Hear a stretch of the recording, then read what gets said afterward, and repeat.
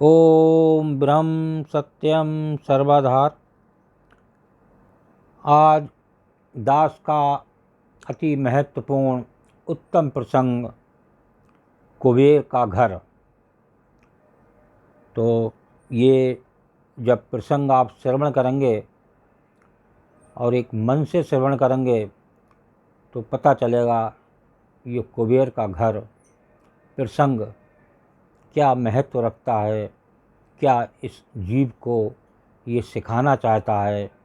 तो आज इस प्रसंग के माध्यम से उस कुबेर का घर को समझें और देखिए किस प्रकार का ये प्रसंग है, इसे ध्यान से श्रवण करें। एक साधु विचित्र स्वभाव का था।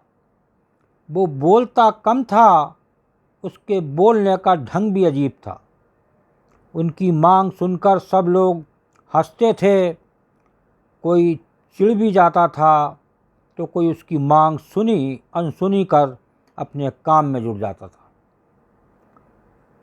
साधु प्रत्येक घर के सामने खड़ा होकर पुकारता, माई अंजलि भर मोती देना, ईश्वर तुम्हारा कल्याण करेगा, भला करेगा।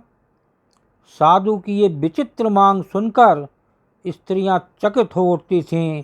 वे कहती थीं, बाबा यहाँ तो पेट भरने के लाले पड़े हैं, तुम्हें इतने ढेर सारे मोती कहाँ से दे सकेंगे? किसी राजमहल में जाकर मोती मांगना। जाओ बाबा, जाओ आगे बढ़ो। तो साधु को खाली हाथ गांव छोड़ता देख एक बुढ़िया को उस पर दया आई। तो बुढ़िया ने साधु को पास बुलाया। उसकी हथेली पर एक नन्हा सा मोती रखकर वो बोली, साधु महाराज मेरे पास अंजलि भर मोती तो नहीं है, नाक की नथनी टूटी तो ये एक मोती मिला है, मैंने इसे संभाल कर रखा था, ये मोती ले लो। मेरे पास एक मोती है, ऐसा और मन को गर्व तो नहीं होगा, इसलिए तुम्हें सौंप रही हूँ। कृपा कर इसे स्वीकार करें, हमारे गांव से खाली हाथ मत जाना। बुढ़िया के हाथ का नन्हा सा मोती देखकर साधु हंसने लगा। उसने कहा, माता जी ये छोटा मोती मैं अपनी फटी हुई झोली में कहाँ रखूं?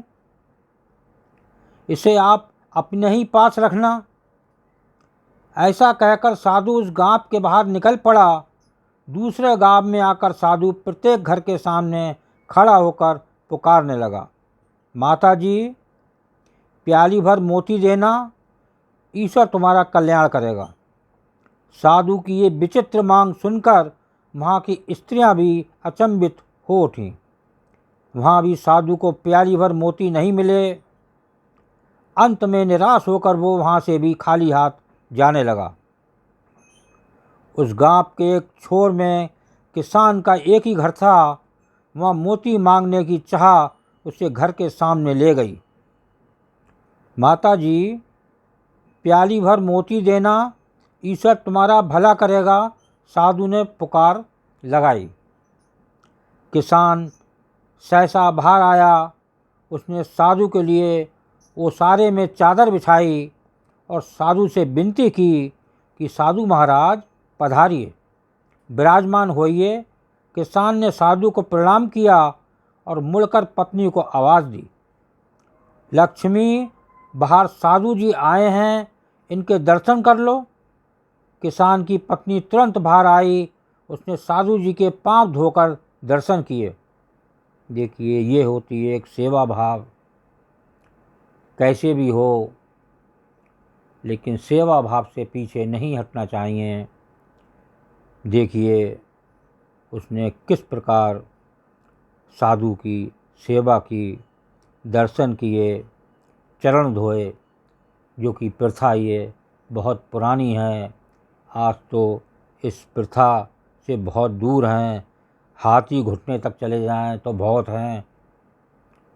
दूर से ही हाथ जरा से नीचे आ गए और तो ऐसा जीव क्या चरण धोएगा? जो चरण छू नहीं सकता, जो एक ये अंदर से भाव उसका रहता है कि शायद मैं ज़रा सा झुक जाऊं और हाथ को ज़रा सा नीचे कर लूं तो बस मेरा चरण स्पर्श हो गया, बस ये है फॉर्मेलिटी। कुछ समय पश्चात किसान लौट आया।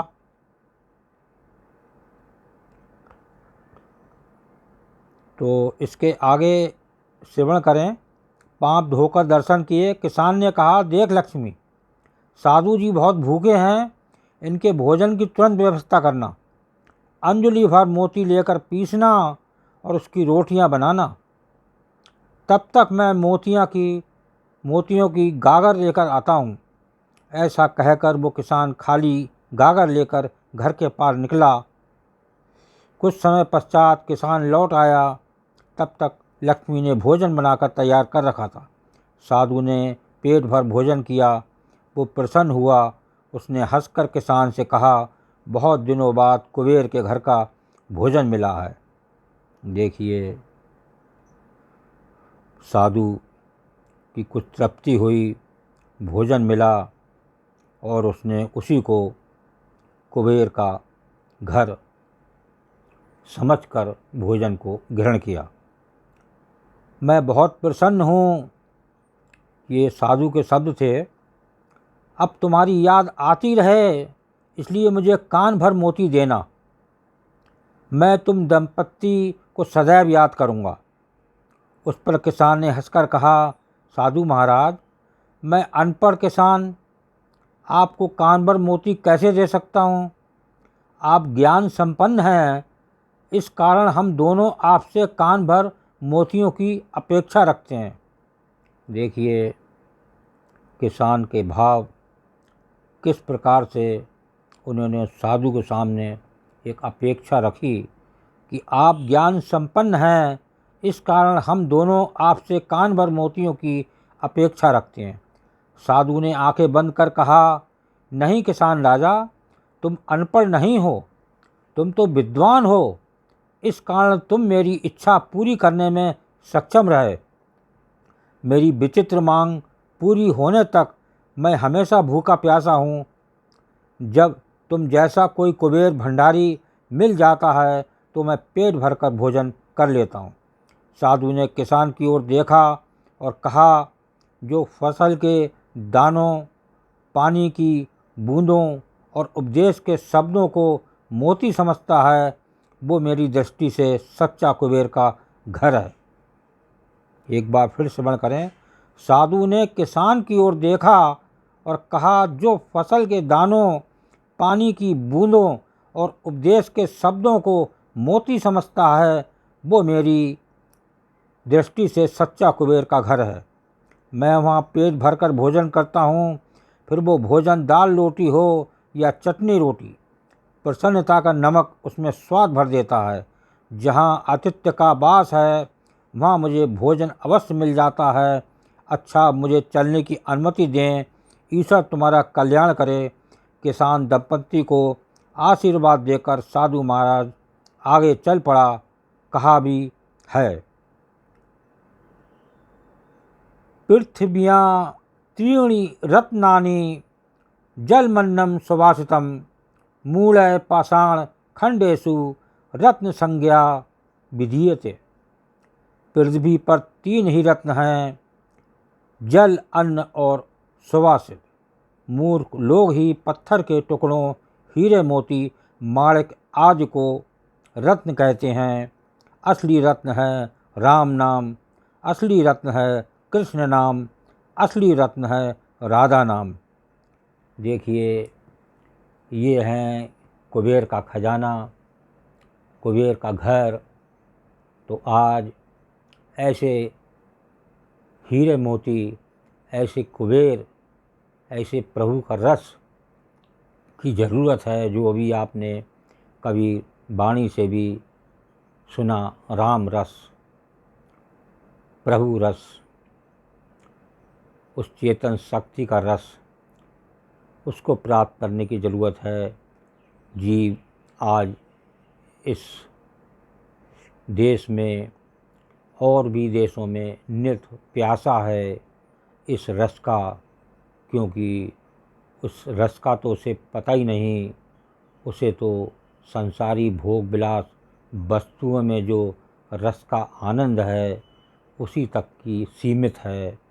एक दिन अगर कोशिश करी और एक प्रभु का रस पान कर लिया, आनंद ले लिया, तो वो क्षण दूर नहीं कि आप उस मस्ती हो जाएंगे प्रभु में। प्रभु प्रभु, हे मेरे राम, हे मेरे कृष्ण, ये आप एक मन में भाव हर समय बना रहेगा कि कहीं मुझे प्रभु का नाम मिल जाए और मैं एक प्रभु के नाम पर चल पड़ूं और मेरा जीवन सफल हो जाए। ओम ब्रह्म सत्यम सर्वधार दास कागरी चैनल अच्छा लगा हो तो इसे सब्सक्राइब करें, बेल प्रेस करें, लाइक करें, शेयर करें, ताकि आगे आने वाला वीडियो सर्वप्रथम यूट्यूब में मिले। ब्रह्म सत्यम सर्वधार।